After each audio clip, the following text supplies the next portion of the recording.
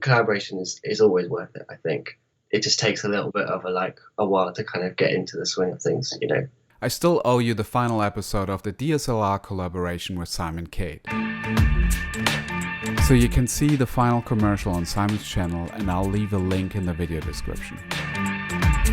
From a perspective of having, you know, completely fresh ideas brought in, that is like just brilliant, you know, because there's only so many options that you kind of see yourself.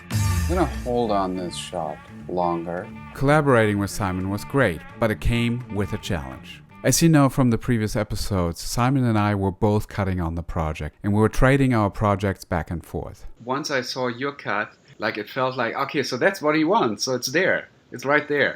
So why change it? It's working. I remember I did think at one time, like, some of this is just like, oh, I just thrown that together.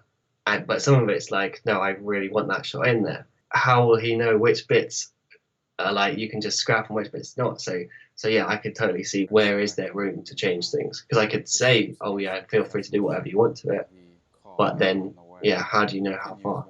I think what worked is then I gave you two different versions. One that's sort of slightly modified what you've done. Yeah, that's a good call, definitely. By having done that, then it allowed me to like free myself again and say, okay, let's really try and shake it up. It's an addiction to me. And if I spend the rest of my life doing it? With every version that we did, it was really built on the previous version. For me, I never felt like, okay, what I just did was a waste of time. It was just, okay, so he's taking that and he's developing it further. Yeah.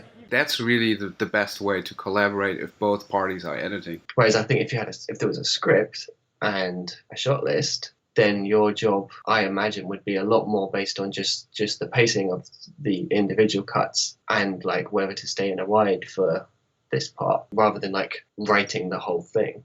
Is that true, do you think? I find not really, because I usually just read the script once and then You're right. I throw it away. I'm basically just quoting Thelma Shoemaker. She talked about when she's working with Martin Scorsese, she's trying to tell the story that she's seeing based on the dailies as opposed to based on a document. It's like putting a puzzle together. And that's what it's like working with the scene. You have to find a way to make that work dramatically as a scene.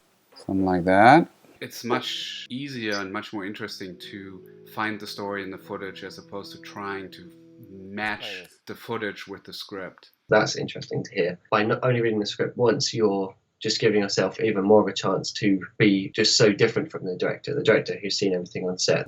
From now on, we can take the camera off. The interesting part about working with Simon is that he's much younger than I am. And it's amazing to see how much further along you can be today if you are working on a medium like YouTube. How much more you can create nowadays, little projects, and get that instant feedback. It's about doing something over and over again. Based not just on intellect, but also instinct. So what's next for you? How do you want to further your career as a filmmaker?